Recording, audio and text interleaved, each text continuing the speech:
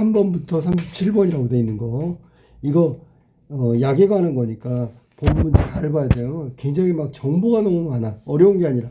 그러니까 기억해야 될 게 너무 많아.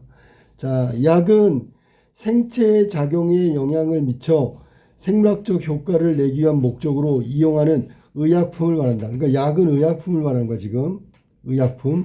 그러니까 약이라는 건 뭐냐면 생체 작용에 영향을 미쳐 생물학적 효과를 내기 위한 목적으로 이용하는 의약품. 이게 바로 약의 개념을 설명한 거야. 우리가 물어본단 말이야. 약이 뭐야? 그러면 필기 안 하냐? 약이 뭐야? 그렇게 물어보면 이렇게 얘기하면 된다고. 생체 작용에 영향을 미쳐 생물학적 효과를 내기 위해서 이용하는 게 의약품을 약이라고 한다. 개념이야.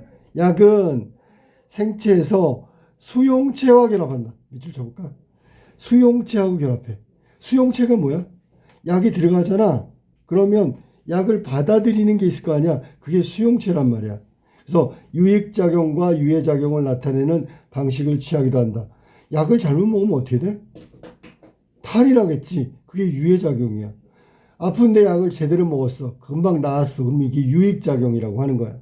그러니까 제대로 된 수용체하고 결합이 되면 효과를 내서 유익작용이 일어나지만 유해작용이 일어날 수도 있다. 오용하면 유해작용이 일어나는 거예요. 오용. 잘못 쓰면.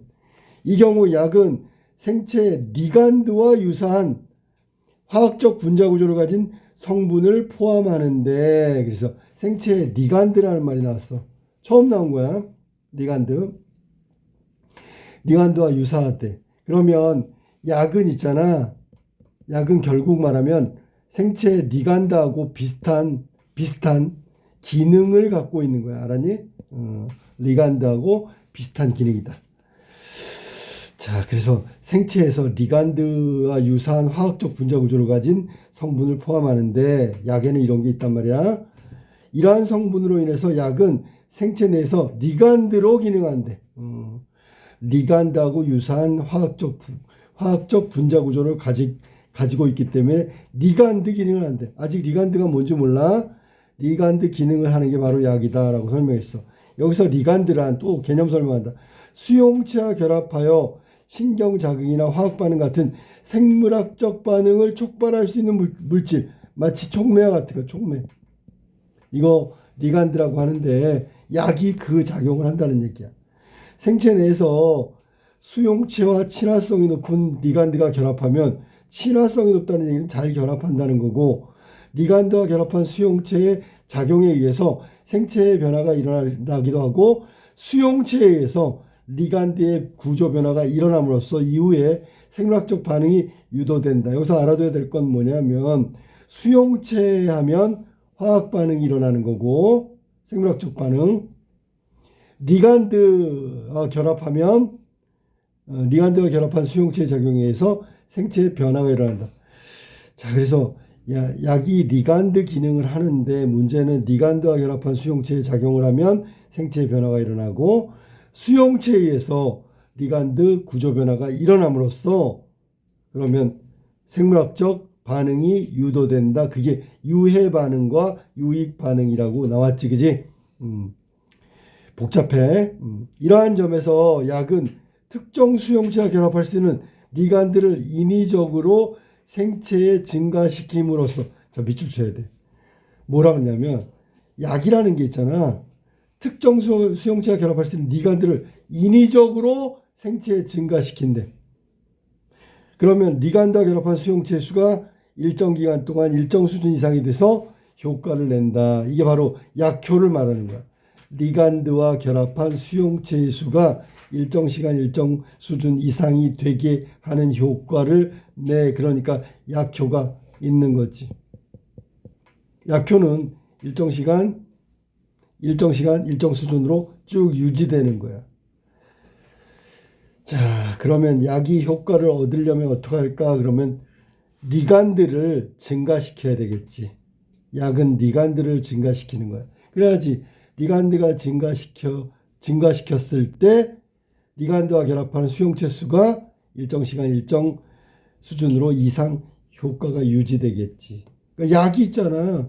수용체와 결합해서 효과도 내지만 리간드를 증가시켜가지고 일정 시간 일정 수준으로 유지시키는 역할도 한다고. 그럼 약효가 몇 시간 가요라는 게 바로 이걸 말하는 거겠지. 잘 생각해야 돼, 알았니? 이게 간단한 문제가 아니란 말이야. 그래서 결국 생체 내에서 리간드 기능을 하는 게 바로 약이다. 이걸 설명하고 있는 게 A 부분의 내용이야. 약은 리간드 기능을 한다. 두 번째 문단. 대체로 약은 병원체에 작용하거나, 당연하지. 약이 들어가서 병원체 바이러스를 죽이는 거지. 생체에 직접 작용하는 방식으로 생물학적 효과를 낸다. 약의 효과는 바로 이런 거야. 직접 바이러스를 죽인다든지 생체에 직접 작용하는 방식으로 생물학적 효과를 내는 거야. 박테리아 바이러스 이런 거는 질병에 치료하는 거는 항생제, 그 다음에 항바이러스제 등은 전자의 방식에 해당되는 경우. 그러면 항생제, 항바이러스제는 정리해. 항생제, 항바이러스제는 둘 다 직접적으로 병원체에 작용하는 거야. 병원체에 작용하는 게 바로 항생제, 항바이러스. 병원체에 작용하는 게 항생제, 항바이러스다. 자, 그 다음에 전자에 해당되는 거고, 가령 박테리아에 의한 질병 치료에 사용되는 설파제가 바로 항생제, 항바이러스제 거기에 해당되는 거지. 인간과 박테리아가 모두 대사 과정에서 엽산이라는 물질을 필요로 하는데 엽산을 섭취하여 사용할 수 있는 인간과 달리 박테리아는 엽산을 스스로 만들어내야만 한대. 그러니까 이게 이 특징을 이용한 거야. 박테리아는 엽산을 스스로 만들어내야 된대. 그때 설파제를 집어넣으면 박테리아는 엽산을 만들기 위해서 수용체를 가지고 있는데, 자, 이름 나왔네. 파라아미노 벤조산 PABA라고 하는 이 수용체하고 결합을 해야지만 엽산이 만들어지는 거야. 이해됐니? 그러니까 인간은 스스로 우리 인간은 섭취하지만 박테리아는 스스로 만들어야 되는데 만들 때 수용체하고 결합해야 되는데 여기 파라아미노 벤조산이 그 수용체와 결합해야 되는데 그렇게 결합해야지 엽산이 되는데, 그러면 바이러스에 감염된 환자에게 설파제를 주면 설파제는 체내에서 화학적 변화를 거쳐 PABA 분자 구조와 매우 유사한 설파닐 아마이드가 돼가지고 PABA와 결합할 수용체와 먼저 결합한대. 그러면 엽산을 만들 수가 없네. 엽산이 필요한데 박테리아는 엽산이 필요하단 말이야. 그러면 PABA하고 결합을 해야 되는데 PABA가 여기 설파닐 아마이드와 먼저 결합을 해버린단 말이야. 설파제가. 그러니까 결합할 게 없어. 그러니까 엽산을 못 만들어. 그러면 죽는 거야. 박테리아 죽이는 방법은 바로 이 방법이네.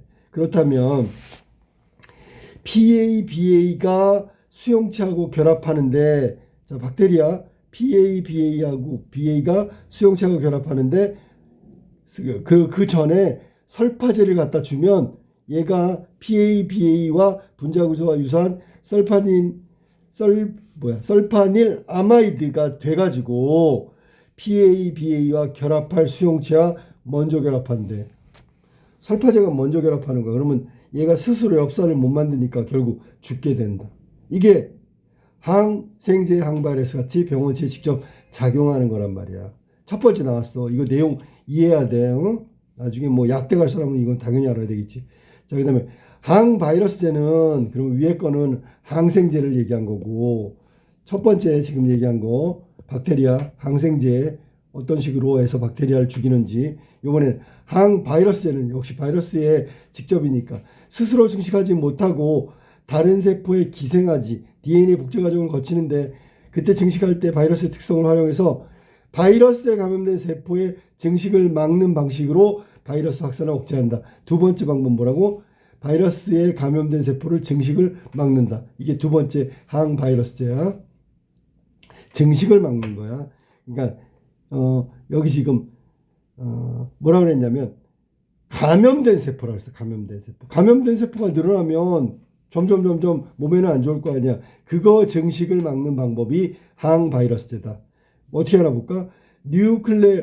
뉴클레오사이드 유도체를 포함한 항바이러스제가 이러한 방식의 약에 해당되는데 뉴클레오사이드 유도체는 뉴클레오타이드와 유사하지만 뉴클레오사이드 유도체가 자 나온다 이제 뉴클레오사이드 유도체가 세포의 DNA, RNA의 수용체와 결합하면 결과적으로 DNA 복제 과정이 이루어지지 않는다. 그 항바이러스제는 바로 DNA 복제 과정이 이루어지지 않게 하는 거네. 그 다음에 두 번째, 자 문제는 뉴클레오사이드 유도체가 DNA 복제 과정이 이루어지지 않게 하는 거야. 근데 뭐랑 결합하는데 세포의 DNA와 RNA 수용체하고 결합하는 방식이 항바이러스 방식이다.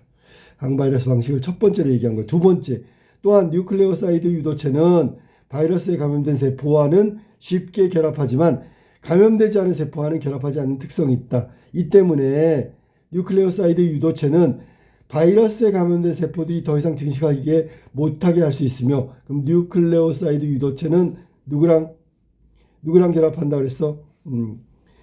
여기 지금 보면 감염된 세포와는 뉴클레오사이드가 유도체가 바이러스에 감염된 세포와는 쉽게 결합하지만 감염되지 않은 세포와는 결합하지 않는 특성이 있다 그랬잖아. 이 특성을 이용한 게 뉴클레오사이드 유도체인데 얘는 바이러스에 감염된 세포들이 더 이상 증식하지 못하게 누구랑 결합한다고? 감염되지 않은 세포와 결합하는 거야. 그러면 감염되지 않은 세포가 더 많이 늘어난다는 얘기는 감염된 세포는 줄어든다는 얘기지. 이렇게 하는 게 항바이러스고 증식을 못하게 하는 거다. 이게 바이러스 확산을 억제하는 항바이러스제의 작용이란 말이야. 그래서 위에 건 항생제, 밑에 건 항바이러스제. 항생제는 먼저 수용체하고 결합해서 결국 엽산을 못 만들게 하는 거고, 항바이러스제는 뉴클레오사이드가 여기 DNA 복제 과정에 RNA, DNA 세포의 수용체하고 먼저 결합해가지고 감염되지 않은 세포를 증식시키는 거야. 이해됐니? 두 가지가 완전히 다르단 말이야.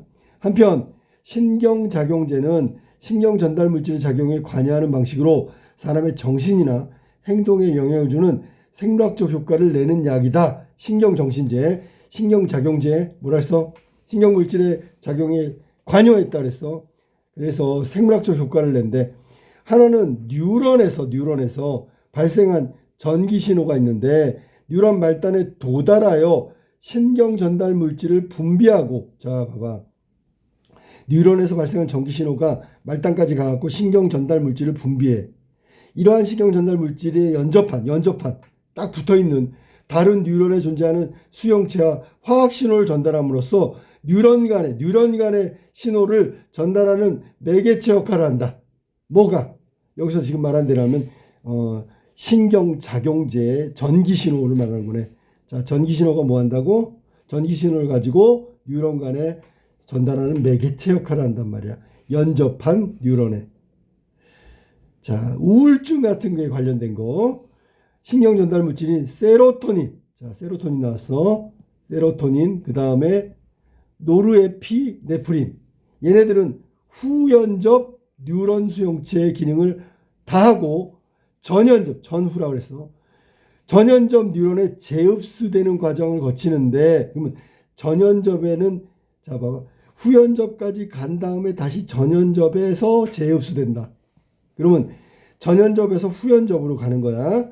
이 과정에서 뉴런 간의 연접 틈새에 밑줄 세로토닌이나 노르에피네프린 농도가 낮아지면 우울증이 나타나는데, 그러면 여기 지금 세로토닌이나 노르에피네프린 얘네들의 농도가 낮아지면 우울증이 생긴다. 그래서 우울증의 원인이란 말이야.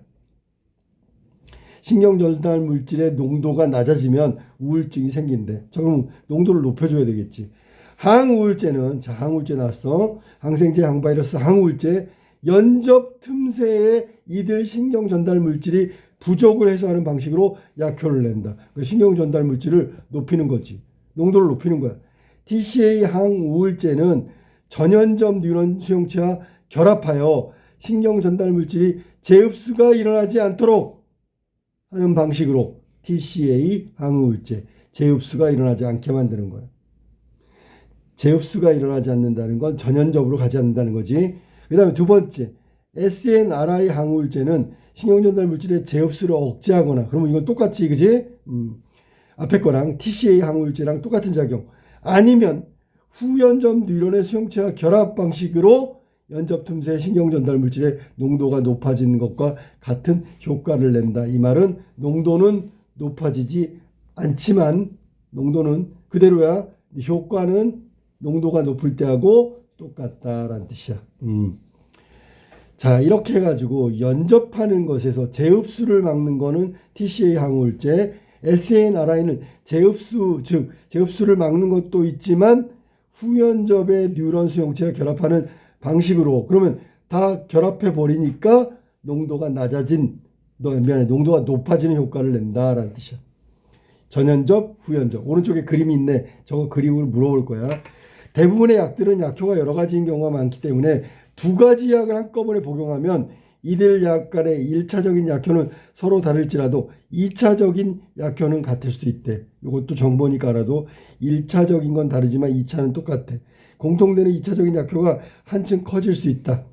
이와 같이 약들이 서로 도와 약효를 높이는 걸 상승효과라고 하고, 한편 약을 장기간 남용하게 되면 수용체의 민감도가 떨어져 내성이 생긴다 그러지. 결과적으로 기존과 동일한 효과를 내기 위해서는 더 많은 약을 필요로 하게 되는 내성이 생길 수 있다. 잘 안 들어 라는 얘기야. 이게 지금 의학화학에 관한 얘기를 하고 있는 거야. 약이 어떤 효과를 내는지. 그래서 여기는 설파제가 나와가지고, 자 정리 한번 해볼까. 맨 앞에 설파제가 나와가지고 엽산을 스스로 만들어내지 못하게 하는 거. 이게 이제 박테리아를 없애는 방법이야. 그 다음에 항바이러스제는 스스로 증식을 못하고 DNA 복제 과정을 거치는 걸 보면서 바이러스가 그런 특성을 갖고 있으니까 뉴클레오사이드 유도체를 포함한 항바이러스제를 투여하면 결국 감염된 세포는 증식이 안 되고 감염되지 않은 세포만 확산되니까 점점 나아지겠지. 그게 항바이러스제고, 그 다음에 생체에 작용하는 신경작용제가 나오는데, 신경작용제는 신경전달 물질에 작용하는 방식인데, 항우울제 같은 경우는 연접 틈새에 신경전달 물질이 부족해. 그러면 신경전달 물질의 농도가 높아지는 효과를 내는 항우울제, 두 번째 거지, 그지? SNRI 같은 것을 쓸 수가 있다. 그러니까 사람들 있잖아. 신경작용제라는 게 정신과 약이거든.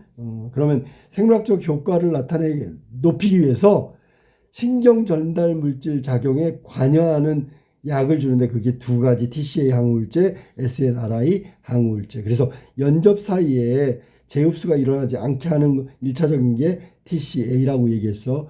그것도 이루어지면서 농도를 높이는 효과를 내는 게 SNRI라고 얘기한 거야. 다소 복잡해요. 정확하게 정리 안 되면 문제 푸는데, 그렇지.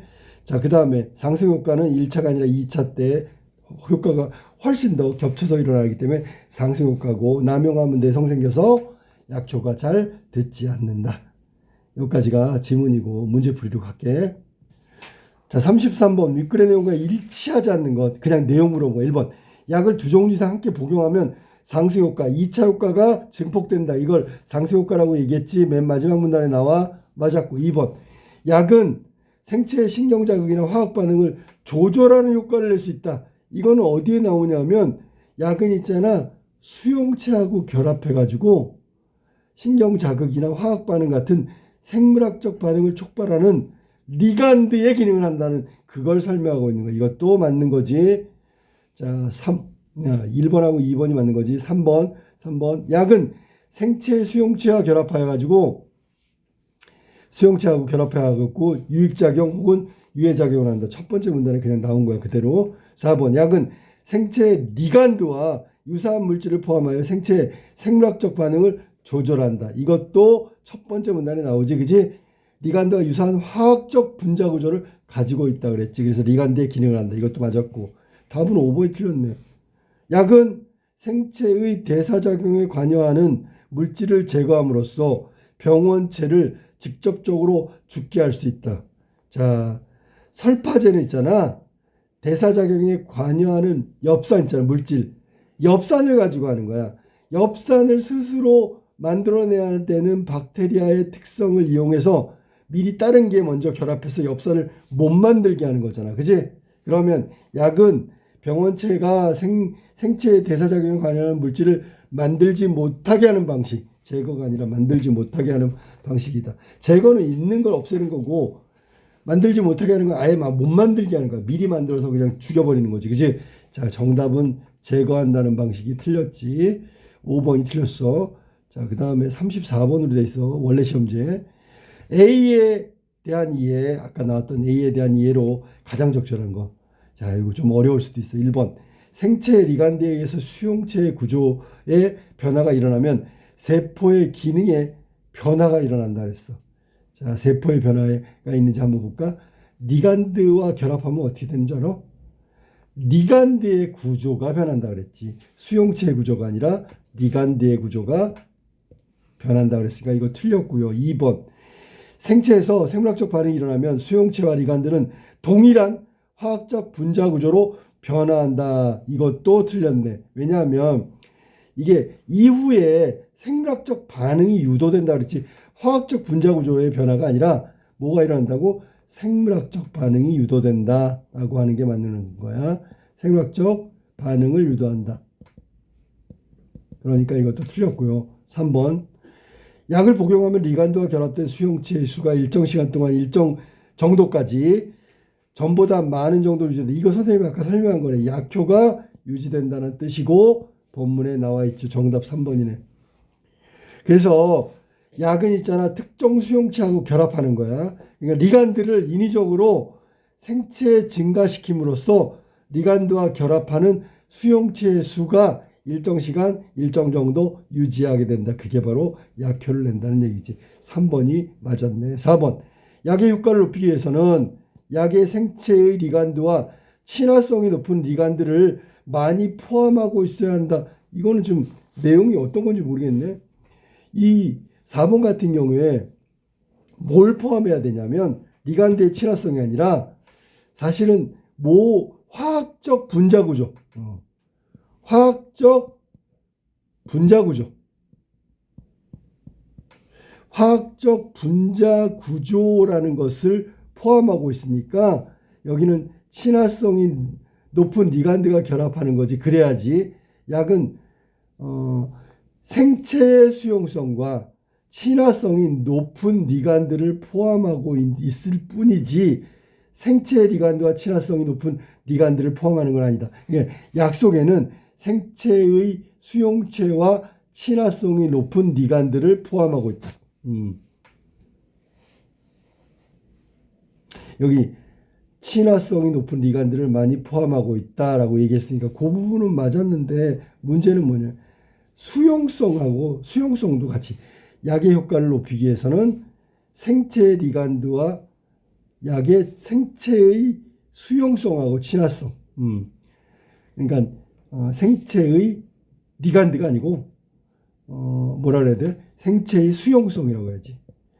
생체의 수용성과 친화성은 뭐야? 친화성은 맞네. 그러니까 여기 리간드가 틀렸고 수용성과 친화성이 높은 리간드를 많이 포함하고 있어야지. 이것도 단어 하나 바꿔놓으니까 나도 헷갈린다. 야. 자, 그래서 리간드가 아니라 수용성이라고 바꾸고 5번. 수용체와 동일한 화학 구조, 분자 구조를 가진 물질이 포함한 약은 생체에서 생물학적 효과를 더 크게 낸대. 자, 이것도 잘 생각해봐. 뭐냐면 화학적 구조의 성분을 포함하고 있다. 그러면 생체에서 리간드로 기능하는 게 약이고 생체 내에서 수용성하고 친화성이 높은 리간드가 결합하면 효과를 많이 낸다 그랬지. 근데 여기 지금 보니까 수용체와 여기 또 동일한 화학적 분자 구조를 가진 물질을 포함하는 게 아니라 위에 거랑 똑같아. 친화성이지. 지금 4번하고 5번 있잖아. 4번에서는 리간드가 아니라 수용성이고 5번에서는 동일한 화학적 분자 구조가 아니라 친화성이라고 하는 거야. 그러니까 4번, 5번은 똑같은 문장을 단어만 싹 바꿔놓은 거야. 알겠니? 4번은 뭐라고? 리간드가 아니라 수용성. 5번은 화학적 분자 구조가 아니라 친화성. 그게 맞는 말이지. 그래서 34번은 여기 34번 두 번째 거는 3번이 정확하게 맞고 나머지는 다 틀렸다. 이거 하나하나 구분해야 돼. 35번으로 갈게. 기억, 니은에 대한 설명으로 적절하지 않은 것은 기억, 니은에 적절하지 않은 1번. 잠깐만 기억이 뭔지 확인해 보자. 자, 그래서 기억은 항생제, 니은은 항바이러스제야. 적절하지 않은 거 1번. 기억은 생체 내에서 화학적 변화를 거친 후 약효를 발휘한다. 자, 생체 변화, 즉 여기서는 화학적 변화를 거친 다음에 약효를 발생시킨다.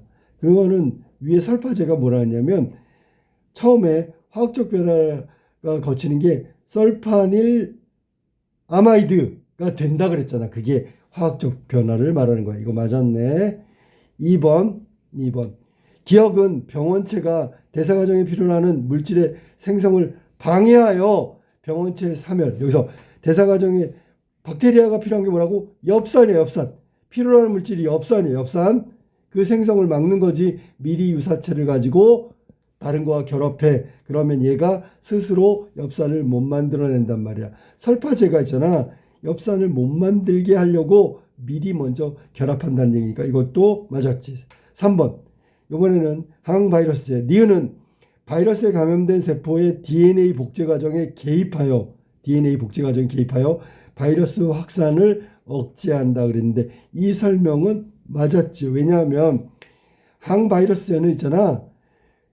박테리아 같은 애들이 기생한다. 기생. 그래서 DNA 복제를 못해 스스로. 그러니까 그거의 특성을 활용해 가지고 감염된 세포는 증식을 막고 감염되지 않은 세포, 건강한 세포를 활성화시키는 거야. 그러니까 이것도 3번도 맞았지, 그지?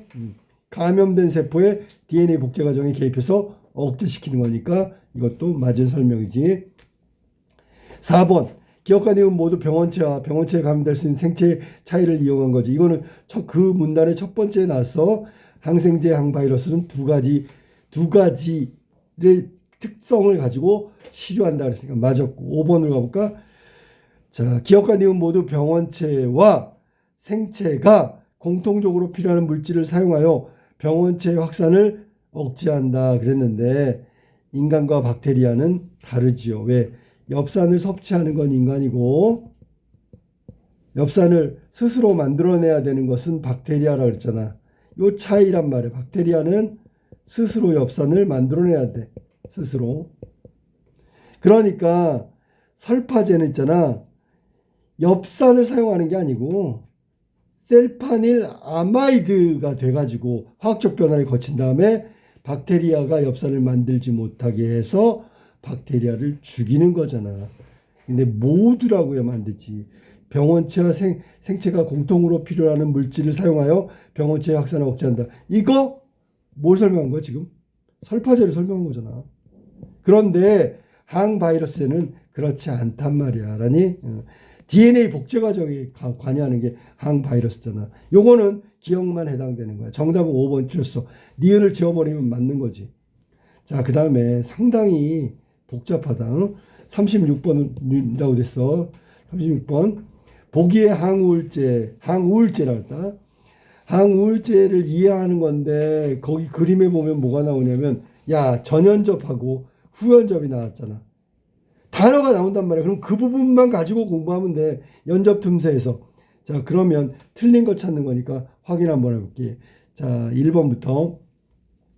보통 가에서 분비된, 전연접에서 분비된 얘는 세로토닌이나 노르에피네프린, 나에서 작용한 다음에 다시 재흡수된다고 아까 얘기했어. 전연접에서 후연접으로 가고 다시 전연접이 흡수한다 그랬으니까 재흡수된다. 맞았고. 2번. SNRI 두 번째 항우울제 나의 지속적으로 흡수됨으로써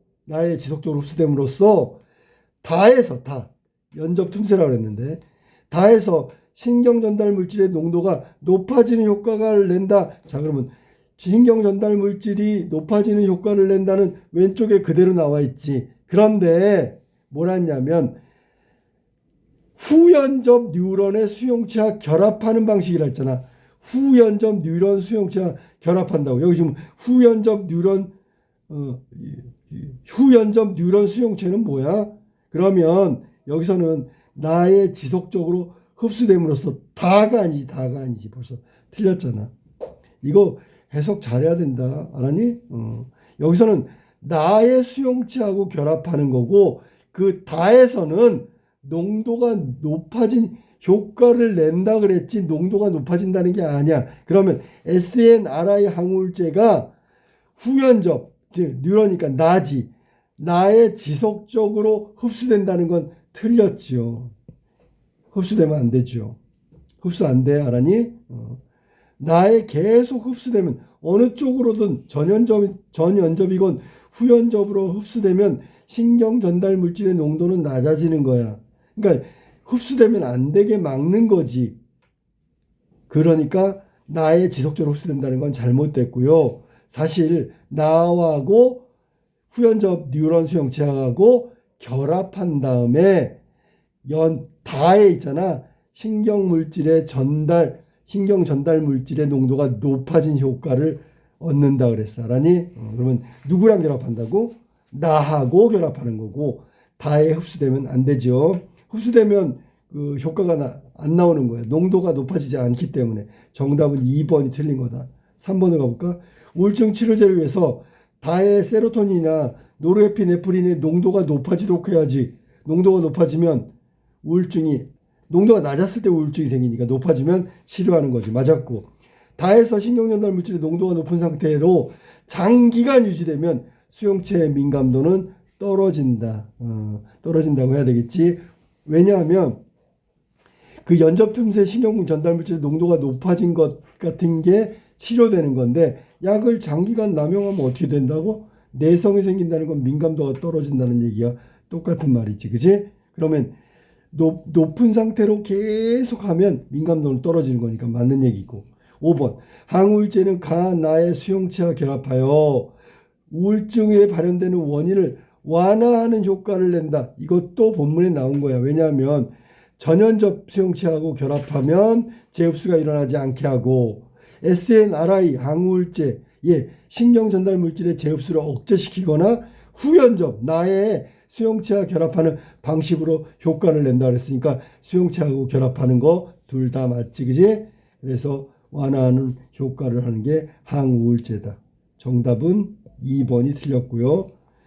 틀린 부분 알겠지? SNRI는 나하고 나에 흡수되는 거고, 다에서는 여기 재흡수된다고 얘기한 게 틀렸죠. 흡수되면 안 돼. 가건 나건 다건 흡수되면 안 된단 말이야. 자, 마지막 문제 37번이라고 되어 있는 거 확인 한번 해볼게. 자, 윗글을 바탕으로 보기를에 대한 내용이다. 적절하지 않은 걸 찾는 거야. 마지막 문제 이것도 어렵지, 그지? 자, 그럼 볼까? 생체의 리간드인 히스타민이 나왔어. 알레르기, 염증의 발생, 위산의 분비 등에 모두 관여하는 거야. 그러니까 얘 히스타민을 먹으면 알레르기와 염증, 위산 분비 이거를 막거나 활성화시키는 거지. 항히스타민 약으로 개발된 메피라민은 알레르기와 염증에는 효과가 있지만 위산 분비 조절에 거의 효과가 없다. 이거 딱 읽는 순간 뭐가 떠올라야 돼? 1차 효과, 2차 효과, 맨 마지막 문단에 나온 거. 그거 떠올라야지 되는 거야. 알겠니? 상승 효과가 나왔잖아. 이에 연구자들은 히스타민과 친화성을 갖는 두 종류 이상의 수용체가 있을 것으로 가정하고 위산 분비를 조절하는 새 항히스타민 약을 개발하였다라고 얘기한 거야. 자, 그럼 해석을 한번 보도록 합시다. 자, 1번부터 새 항히스타민 약을 개발한 연구자들은 히스타민이 알레르기하고 염증에 관여하는 수용체 및 위산 분비에 관여하는 수용체를 모두와 친화성을 갖는다고 가정을 했겠죠. 이 항히스타민 약이 위에 보면 뭐라 그랬냐면 효과는 있지만 이라고 그랬어. 처음에 알레르기 염증하고 위산 분비 조절에는 거의 효과가 없대잖아. 그러면 위산하고 아무 상관이 없는데 연구자들이 항히스타민 약을 개발하려고 하지는 않을 거 아니야. 친화성이 일단 있기 때문에 가능하다라고 해서 개발하고 있는 거야. 알았니? 그러니까 여기 위산의 분비와 관여하는 수용체가 따로 있다. 그러니까 그 수용체에 맞는 것을 개발하면 이 항히스타민도 위산 분비와 같은 조절하는데 약효를 발휘할 거다라고 생각해서 그거 개발하려고 하는 거야. 알겠니? 수용체 찾는 거니까 맞았지. 그 다음에 메피라민은 알레르기와 염증 효과는 있지만 위산분비에는 거의 없어. 자, 그래서 메피라민은 위산분비에 관여하는 수용체보다 알레르기 염증, 그렇지. 얘 두 가지만 있단 말이야. 그러니까 두 가지 효과를 내는 거지. 그지? 위산분비가 안 되는 이유는 바로 그거고, 그러니까 메피라민은 효과가 알레르기 염증밖에 없는 이유가 얘만 친화성이 있다는 거지, 수용체하고. 그다음 3번. 메파라민과 세항히스타민 모두 히스타민과 유사한 화학적 분자 구조를 가진 성분이 포함되어 있어야지 세 가지 모두 효과를 낼 수 있겠지. 이것도 맞고요. 4번. 메피라민과 세항히스타민 약은 모두 생체 내 위산 분비 조절에 1차적인 약효를 가질 것이다. 이 말은 틀렸네. 왜냐하면 얘는 알레르기 염증에는 효과가 있지만 위산 분비에는 효과가 없대. 알았니? 메피라민은. 그러면 리간드인 히스타민은 둘 다에다가 위산 분비까지 관여하는 수용체가 다른 수용체가 하나 있다는 얘기잖아. 그러니까 위산 분비에는 효과가 없다고 얘기해야 되겠지. 1차적인 효과는 없고 2차적인 효과만 나올 가능성이 크다라고 얘기하면 돼. 알았니? 자, 그래서 4번은 틀렸고 1차적인 건 효과가 없지요. 위산 분비의 효과는 없으니까 새로운 수용체 그거를 개발하려고 하는 거야. 4번 틀렸고 5번. 세항히스타민은 메피라민보다 위산 분비에 관여하는 수용체가 더 높은 친화성을 가질 것이다. 이것도 맞는 얘기라고 봐야 되겠지. 왜냐하면 이게 뭐냐면 보기에 봐봐. 뭐라 그랬어? 세항히스타민이 위산 분비 조절에 효과가 있음을 알 수 있으므로 라고 얘기돼 있잖아. 거기 친화성을 갖는 두 종류가 있을 것으로 가정했고 조절할 수 있다. 위산 분비. 그러면 세항히스타민은 위산 분비 조절 효과가 없는 메피라민보다 위산 분비에 관여하는 수용체와 친화성이 높기 때문에 개발하고 있는 거고 두 종류 이상의 수용체가 있을 것으로 이야기했기 때문에 맞는 거지. 그지? 정답은 4번이고 4번은 1차적인 효과가 아니라 2차적인 효과가 나올 거고 1차적인 효과는 없다라고 생각하면 돼. 정답은 4번이다.